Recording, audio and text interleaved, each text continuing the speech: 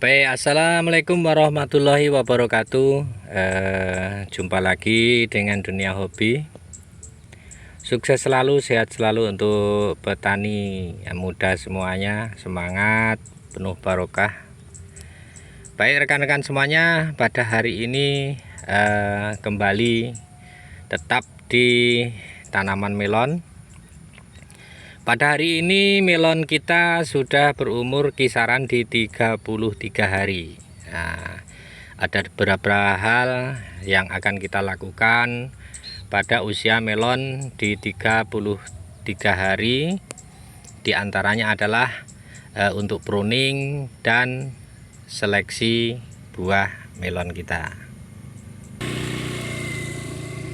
Baik rekan-rekan, sebelum kita lakukan seleksi buah, bagaimana caranya dan bagaimana pruning yang baik pada tanaman melon itu, ada satu hal yang ingin saya sampaikan, mudah-mudahan bisa menjadi referensi untuk teman-teman pemula seperti saya ini dalam budidaya melon.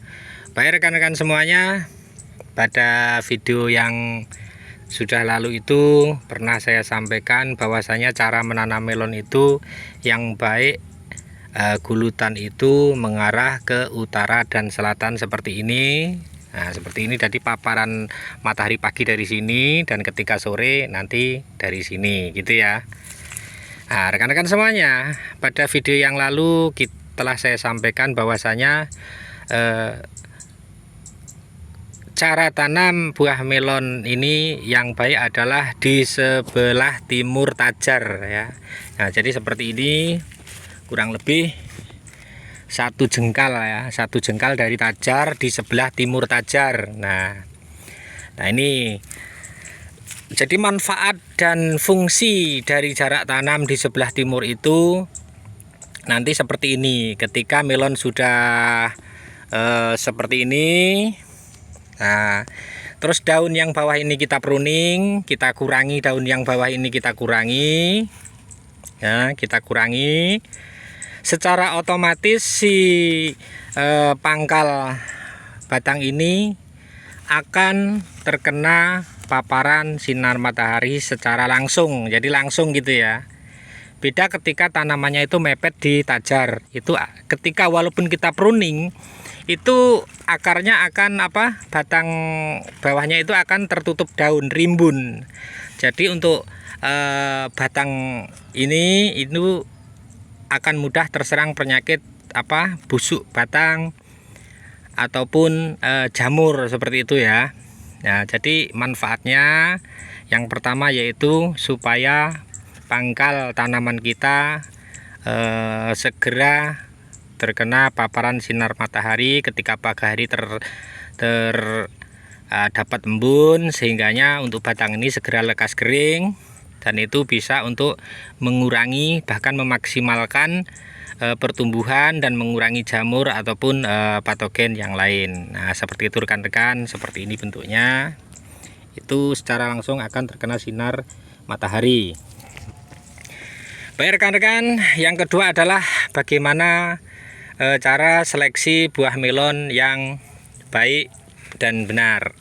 Baik rekan-rekan, untuk penanaman melon ini ketika sudah masa generatif itu pasti kita punya planning mau dibuahkan ke batang air yang keberapa. Namun demikian biasanya terkendala pupuk ataupun cuaca itu tidak sesuai dengan apa yang kita rencanakan. Misalkan perencanaan di batang air yang ke-8 ternyata yang di batang air ke-8 itu tidak jadi ataupun tidak mengeluarkan calon buah seperti itu ya. Jadi ya kita ikutin aja bagaimana si buah melon itu membuahkan ataupun terdapat buah di batang air yang paling subur. Nah, jadi pemilihan yang baik itu adalah di batang air yang paling besar ataupun subur. Baik, selanjutnya untuk seleksi, sebelum biasanya seleksi itu sambil kita mulai menggantungkan buah melon seperti ini. Baik, ciri-ciri buah melon yang bagus dan akan cepat besar itu bentuknya seperti ini ya Mas Bro ya. Jadi antara apa, bentuknya oval lah ya, bentuknya oval gini, tidak meruncing ataupun bentuknya besar pangkal ataupun besar ujung seperti ini juga. Nah ini contoh buah yang akan besarnya cepat sekali dan bagus untuk bentuknya. Sementara yang buah kurang bagus bentuknya seperti ini ya, ada yang benjol, ada yang meruncing seperti itu. Jadi begini, ketika kita rencanakan mau dibuahkan 2 saja, kita ambil buah yang bentuknya seperti ini, presisinya seperti itu.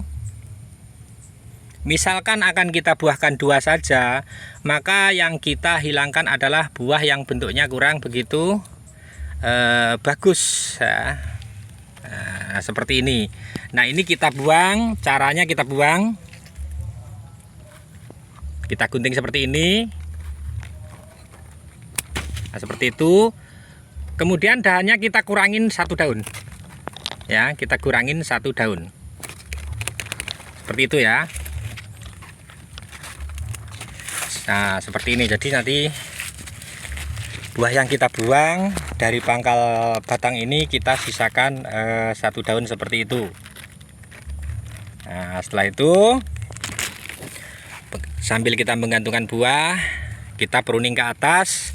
Caranya pruning itu tidak dari pangkal ya, maksudnya misalkan batang air ini seperti ini. Nah seperti ini ya, nah, seperti ini. Nah biasanya rekan-rekan motongnya di sini ya.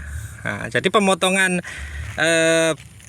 batang air yang sudah tidak kita perlukan itu disisakan 1 daun atau 2 daun seperti ini ya.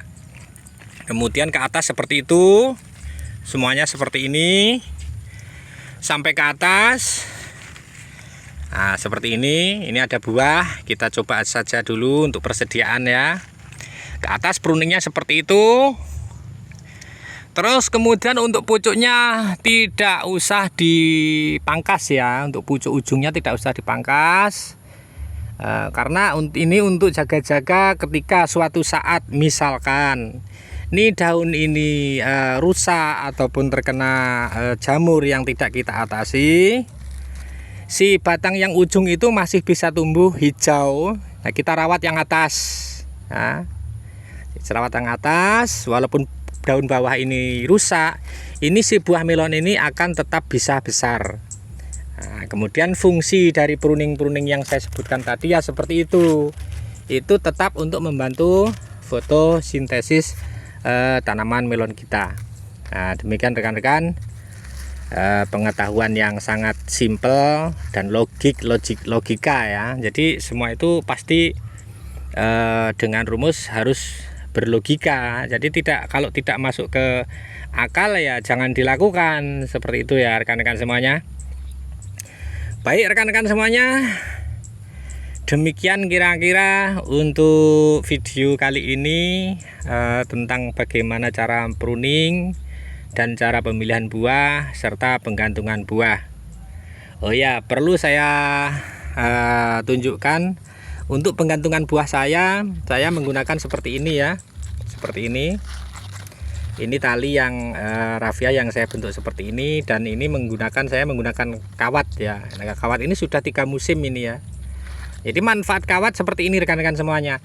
Misalkan nih kadang-kadang kan semakin besar buah itu semakin berat, kemudian si kawat penahan ini semakin turun ke bawah, sehingganya si buah ini akan menempel ke kawat yang bawah ataupun menempel ke buah yang lainnya.